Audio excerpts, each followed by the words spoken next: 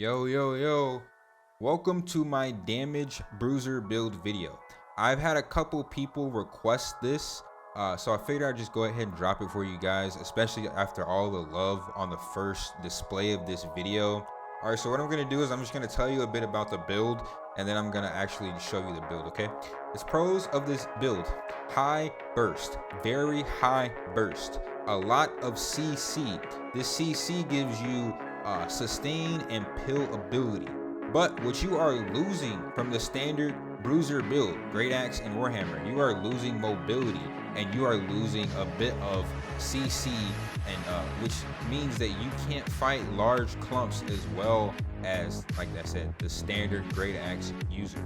But you still have a lot of utility and a lot of damage, and for most people this will be a lot easier of a learning curve than the bruiser build. I've seen a lot worse bruisers than I care to see. Okay, so I'm gonna show you guys how to be a good bruiser, a good damage bruiser. Let me talk a bit about what I'm doing in this video. Every now and then you'll see me relentless rush and go for a heavy. If they get too far away or they get spaced out, I'm switching to CC. I see a clump here. What I'm doing is I want to position myself towards the lowest opponent. They are kiting me pretty well. I relentless rush into a heavy attack again for the crit, for the finish. Now it's two opponents left. I get a quick attack off straight into a heavy attack, and it just died from the burst. Okay, I'm 1v1ing here. I start off with my CC combo, stun into a knockdown. You can also knock down into a stun, keep in mind, it might be better. But in that position, I decided to stun them because of the AoE radius, and I didn't know if they were gonna roll. Okay, and then I went straight into Greatsword heavy attacks after landing my CC because I know they just wasted a bunch of stamina trying to get out of my dodges. That is the pro of this build. You knock them down. Here, we go straight into crosscut because he has no stamina. Straight into a heavy attack, and you cannot survive this build. Relentless rush into heavy attacks. You have no stamina. You're dead. Same thing here. Our relentless rush into heavy attacks, into crosscut because they're not moving. He starts to run. I pull out my hammer to drop some CC. I get closer, I switch back to Greatsword. You only want to use hammer with this build when you're peeling or if someone's on top of you. If they are running, I am always on Greatsword. And that's what gets me all the damage and kill build. Here, same thing, relentless rush into a heavy attack. If they don't move, stop them with a crosscut. Alright, you guys, now that you know a bit about the playstyle, if you want to know more, just go watch my previous video where I did a very thorough commentary. But now that you know a bit about the build, I'm just going to show you the actual setup that I am rocking, the skills and the weapons. Let's do it. Alright guys, I've logged into my character and I am going to show you my gear. I have a lot of best in slot and I still have a lot of best in slot to still work on, but however, this is still a very great setup and it is fairly cheap for you guys to start off with. So first, I have the Raider's hat, a very easy thing to grind for. It gives you freedom, which is very essential because without freedom, slows, stuns, and roots will be more of a hindrance. This just helps your mobility, right? Refreshing, it's decent. It's not really great. If I could, I would replace refreshing with elemental aversion, or honestly shirking fortification, because I just love stacking shirking fortification. That would be best in slot for me, because this build is made to counter mostly melee. However, if you wanted to counter mages, you'd want elemental for that second trait. For the chest piece, I have shirking fortification, 30 energy, and resilient. Now, sturdy energy, again, that is technically not a best in slot third stat. I would rather replace that. I would probably replace that with, again, like if I didn't have shirking fortification, I'd want elemental aversion. But Another good, very good stat to have would be a trait for your Greatsword or a trait for your WarHammer, like a skill ability. Typically, the best skill ability for Greathammer is going to be for your Shockwave. It's going to be Sundering Shockwave, and then for your Greatsword, the skill that you would want would it's either going to be Leeching Crosscut, or it's going to be Calamity Counter if you would like to slot that for extra defense. It's totally personal preference, but that would be better than having Sturdy Energy. Sturdy Energy is not terrible though. It touched me. It's not terrible because being below 30% stamina and giving you extra stamina regen is actually pretty huge. But it's just so situational that sometimes you'd rather have that other trait, right? All right. So for my gloves, I just have a 2-perker, Shirking Fort, and Resilient. It's just really essential to have, in my opinion, at least 4 pieces Shirking Fort. The better you get, the less Shirking Fort you'll need. But keep in mind with the Shirking Fort nerfs, you're going to want to have the most utility using your Shirking Fortification, and I'm going to come back to that when I get to my Greatsword. All right, but for my pants, Shirking Fort, Refreshing, Resilient. Not bad because it's stacking with the Refreshing from my helmet, so it's not terrible. However, again, these pants are really just buffer. I'd want to replace that eventually. And then for my boots, again, Shirking Fort and Resilient, man. That is all you need. The more you dodge, the tankier you get. So if they don't land their hits, you just demolish them, okay? All right, now for my Greatsword, I'm rocking an Empowered Gambit with Frost Attunement, Trenchant Strikes, Keenly Fortified. With the fortification nerfs that are coming next patch, the Keenly Fortified is actually clutch. It's actually best in slot for this Bruiser build, because when I go in for a relentless rush into a heavy attack and I land a guaranteed crit, I am guaranteed gaining Fortified. And the thing is, with the nerfs coming, my fortification stacks are not going to last 6 seconds anymore on Shirking Fortification. So the fact that I can DPS and then get I have another way of gaining Fortify through attacking is just going to allow me more overall uptime with Fortify, which makes me tankier. Now, obviously, if you got a Greatsword with Frost Attunement, Trenching Strikes, and you got maybe Plague Crits, or you got Vicious, you know, that's great too. Or if you got Keenly Jagged, that's like best in slot. Keenly Jagged, 3rd stat, best in slot. But those 3rd stat lines are so RNG, right, that it's gonna cost you a lot of money. But Keenly Fortified for my playstyle and knowing the nerfs are coming up are fantastic, because I like to pressure people. And with Fortify, if I go in for a kill, that few seconds of Fortify is going to allow me to heal up for the next kill. Okay.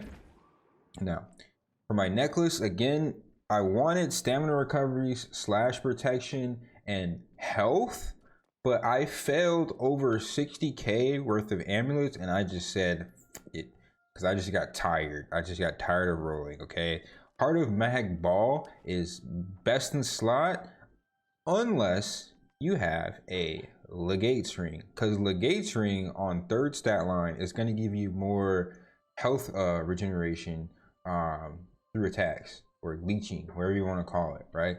But I think Legate is better than Heart of Mag Ball, but they both have slash damage and they both have keen, which is pretty huge.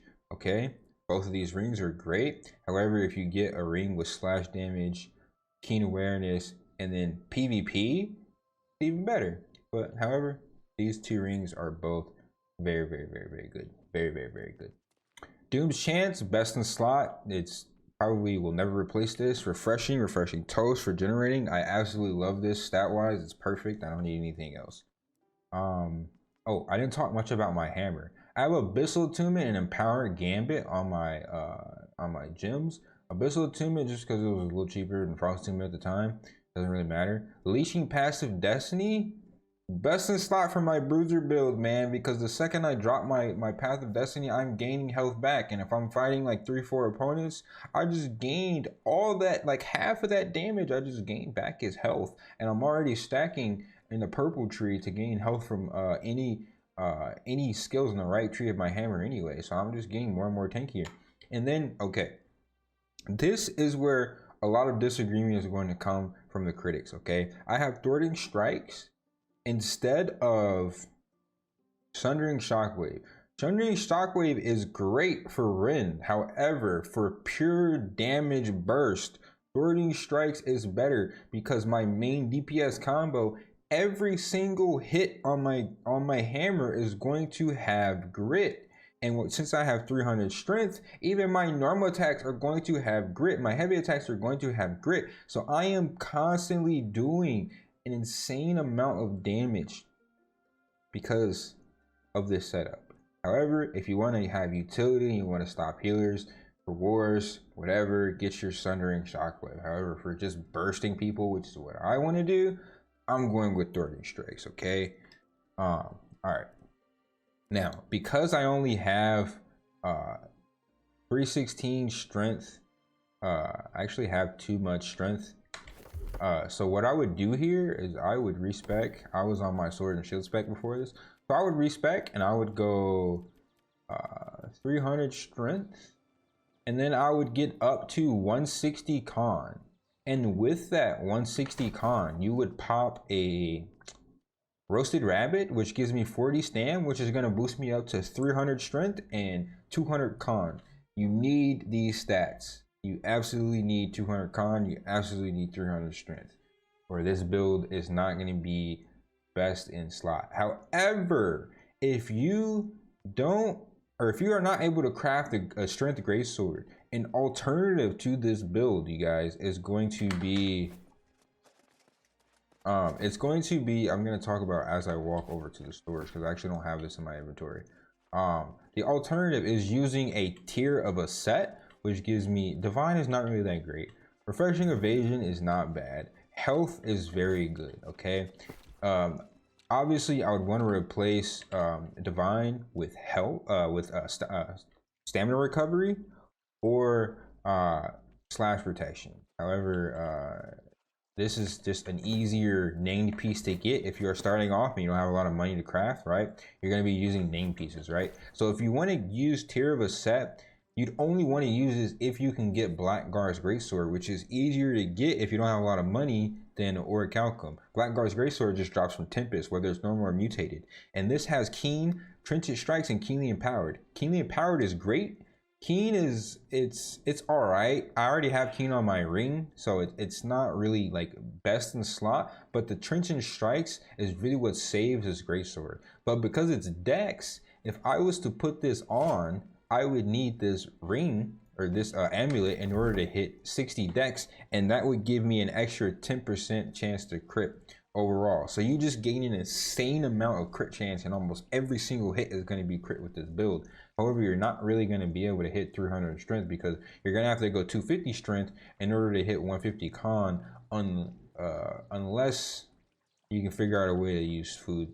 But typically I just go 250 strength, 150 con, 60 dex. And that I did run that on the first video I dropped for this build because I didn't have best in slot strength gear. Alright, you guys, I've talked enough about my build and gear.